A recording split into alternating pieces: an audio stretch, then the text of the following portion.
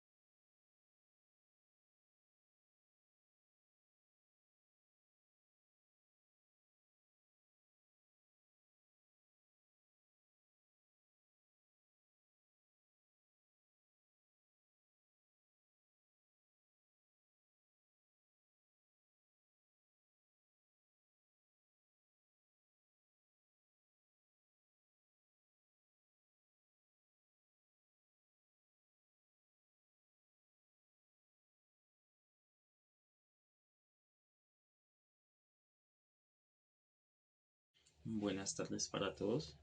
Las distintas dimensiones en la conceptualización del valor. Los valores son un concepto complejo que puede ser estudiado desde diferentes perspectivas. A lo largo de la historia se han relacionado con la realidad objetiva, las ideas, los deseos y las expectativas psicológicas de las personas. Por esta razón no existe una única manera de definirlos. Comprender los valores es importante porque permiten analizar cómo las personas toman decisiones, establecen prioridades y orientan su comportamiento dentro de la sociedad. Mención objetiva subjetiva. Los valores pueden entenderse de las dos posiciones principales, la objetiva y la subjetiva. Desde una perspectiva objetiva, los valores existen independientemente de la persona que los reconoce. Desde una perspectiva subjetiva, los valores dependen de las experiencias, deseos, intereses y características psicológicas de quien realiza la valoración. Una visión integradora considera que el valor surge de la relación entre el sujeto y el objeto, teniendo en cuenta también las condiciones sociales, históricas y culturales. Dimensión real y ideal. Los valores también pueden analizarse desde la relación entre lo real y lo ideal. Lo real se define aquello concreto que existe y que puede ser deseado o valorado en una situación determinada. Lo ideal, en cambio, representa aquello que todavía no puede existir, pero que consideramos deseable y que queremos analizar las ideas y valores que pueden influir en las personas, en las sociedades, orientando comportamientos, decisiones y cambios históricos. Dimensión emocional racional. La forma en que las personas reconocen y valoran algo combina aspectos emocionales y racionales. En algunas situaciones predominan los sentimientos, mientras que en otras intervienen con mayor fuerza el conocimiento y el razonamiento. Sin embargo, actualmente se considera que ambos elementos están relacionados. Para valorar necesitamos conocer, pero también sentir. Por eso nuestras experiencias, emociones, conocimientos y personalidad influyen en la manera en que interpretamos y aplicamos los valores. Como segundo expositor, inicio explicando la dimensión universal de los valores. El universalismo axiológico sostiene que existen ciertos principios morales mínimos que son válidos para todo ser humano, sin importar su cultura, etnia o época. Filósofos como Max Scheler plantean que los seres humanos poseemos la facultad de captar y descubrir estos valores éticos, que son esenciales de forma objetiva. El ejemplo legal más evidente de esta dimensión es la Declaración Universal de los Derechos Humanos. Esta no tendría validez ni sentido si no existiera un consenso universal previo sobre el derecho a la vida, la libertad y la dignidad. En esta diapositiva observamos cuatro grandes ejemplos de valores universales en acción: la justicia, la libertad, la solidaridad y la dignidad humana. Nótese cómo la solidaridad se activa de forma idéntica en cualquier cultura, como por ejemplo, ante un desastre natural o sismo, la comunidad internacional se moviliza de inmediato para enviar socorro médico de forma voluntaria. ¿Qué nos demuestra esto? Que la compasión y la cooperación mutua son universales, intrínsecos a nuestra especie. Ahora bien, aquí viene el otro lado de la historia. ¿Qué pasa con la dimensión relativa? El relativismo axiológico nos advierte que las valoraciones morales no flotan en el vacío de manera eterna o inmutable. Los valores están empapados de historia, de geografía, de religión y de política. Como les muestro en este diagrama comparativo, lo que para una sociedad es sagrado u honorable, para otra cultura puede ser completamente indiferente o incluso inaceptable. Miremos la siguiente diapositiva, donde he colocado 4 ejemplos cotidianos para que vean cómo funciona la relatividad en la práctica. Primero, la estética y la belleza. Lo que consideramos hermoso cambia de forma radical. Los cánones de belleza del Renacimiento valoraban la robustez y la simetría clásica. Hoy en día, el arte abstracto o el minimalismo digital tienen conceptos estéticos totalmente diferentes. Segundo, los valores de consumo. Hoy en pleno siglo XXI, valoramos la rapidez, eficiencia del Internet y la inmediatez. En la Edad Media, el valor supremo estaba en la paciencia, la durabilidad y el trabajo minucioso del artesano. Tercero, las normas de vestimenta. El pudor varía según el código religioso. Por ejemplo, el uso obligatorio del hijab en Medio Oriente contrasta con los códigos laicos del Occidente. Y por último, cuarto, la jerarquía social. Antes se valoraba la sumisión absoluta al rey o señor feudal. Hoy, nuestras democracias modernas exigen horizontabilidad e igualdad de condiciones. Llegamos a la teoría integradora de Cruz Pérez Pérez. Él nos propone conciliar el universalismo y el relativismo mediante el binomio, esencia y forma, que hemos ilustrado didácticamente mediante un árbol. Las raíces y el tronco representan la esencia o materia, el núcleo moral universal de nuestra condición humana.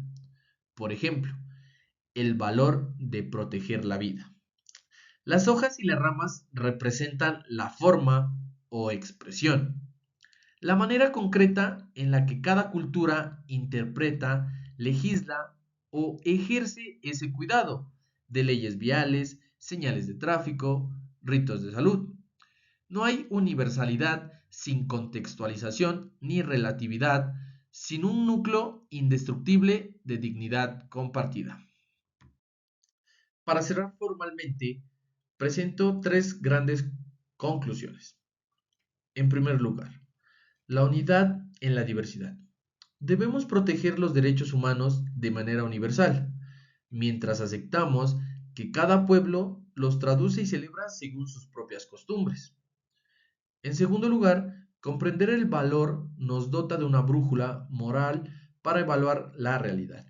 Y en tercer lugar, la visión integradora de la Universidad de Valencia nos ayuda a evitar 2 extremos peligrosos: el dogmatismo fascista, que impone una sola visión de la belleza y el decoro, y el relativismo moral absoluto, que afirma que ningún derecho es importante. Hola, mi nombre es Oscar Andrés Mira Castañeda. Hoy vamos a hablar sobre la sociología contemporánea, altura y fuerza de los valores. Hoy abordaremos un problema fundamental de la sociología del siglo XX: cómo se organizan los valores. Presentaremos la teoría clásica de Max Scheler sobre la altura del valor y el contrapeso ontológico de Nikolai Hartmann sobre la fuerza del valor, culminando en la ley de la proporción inversa y su impacto en las decisiones éticas de la vida real. La altura determina el rango de dignidad de los valores según 5 criterios objetivos. Scheler nos da un método científico fisiológico para organizar los valores. Un valor no es más alto solo porque nos parezca, es más alto si cumple estos 5 criterios objetivos: durabilidad, indivisibilidad, fundamentación, profundidad de satisfacción y absolutez relativa. Un ejemplo claro de la indivisibilidad es bellísimo. Si repartimos un pastel de chocolate, tienes que repartirlo y se acaba. Pero si compartes una melodía hermosa o un poema de amor con 1000 personas, no disminuye la belleza ni se desgasta. Por tanto, lo espiritual es superior a lo sensible. Esto define la pirámide clásica que tenemos a la derecha. La jerarquía de los valores según Scheller. Valores religiosos, tenemos lo sagrado y lo profano, lo santo y lo profanador. Valores espirituales, tenemos estéticos, bello, feo, jurídicos, justo, injusto, saber puro. Valores vitales, salud, enfermedad, vejez, rigor y bienestar. Valores sensibles, lo agradable, desagradable, placer, confort y riqueza. La fuerza representa la urgencia vital que sostiene la relación del espíritu. La crítica ontológica de Hartmann. Nicholas Hartmann introdujo un contrapeso crítico a la de Scheller, la fuerza o urgencia del valor. Mientras Scheller miraba el reino de los valores únicamente desde arriba, su dignidad espiritual, Hartmann observó que los valores tienen un carácter existencialmente condicionado y estructurado por capas. Aquí entra Nicholas Hartmann con una genialidad ontológica.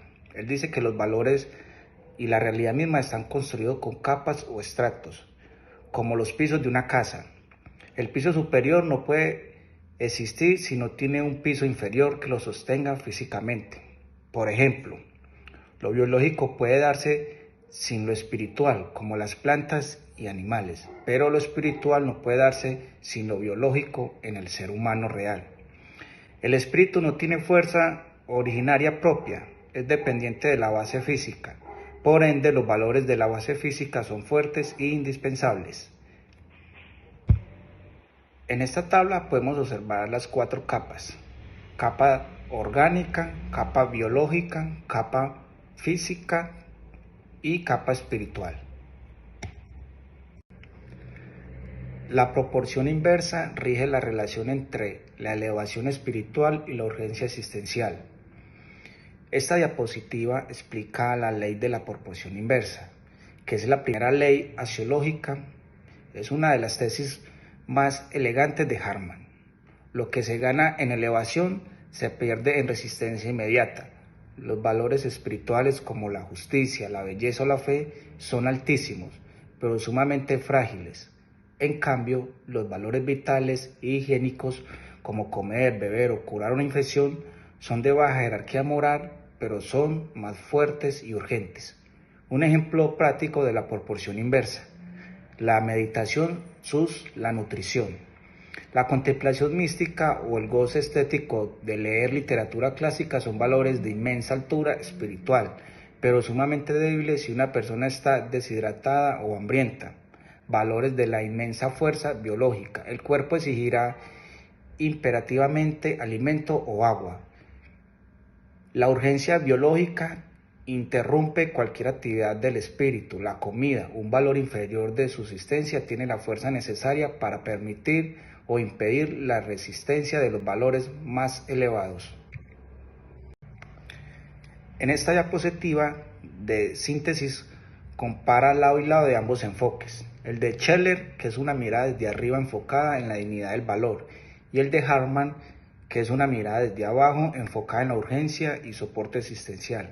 La tabla consolida los conceptos de rango, falta de cumplimiento y la ley que regula a ambos. Esta síntesis le permite mirar un enfoque mucho más clave. Como podemos mirar, tenemos varios conceptos en nuestra tabla, donde se compara la altura y la fuerza, tanto de Scheller como de Hartmann.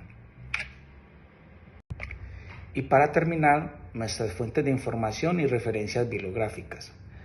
Para finalizar la presentación, dando créditos a las fuentes académicas consultadas, las cuales forman parte de nuestra libreta de apuntes de Scheller, Hartmann, el análisis de Maliandi y la sistematización de Villarreal. Estas fuentes nos ayudaron mucho para realizar esta diapositiva, ya que nos brindan una gran información para hacer posible esta información.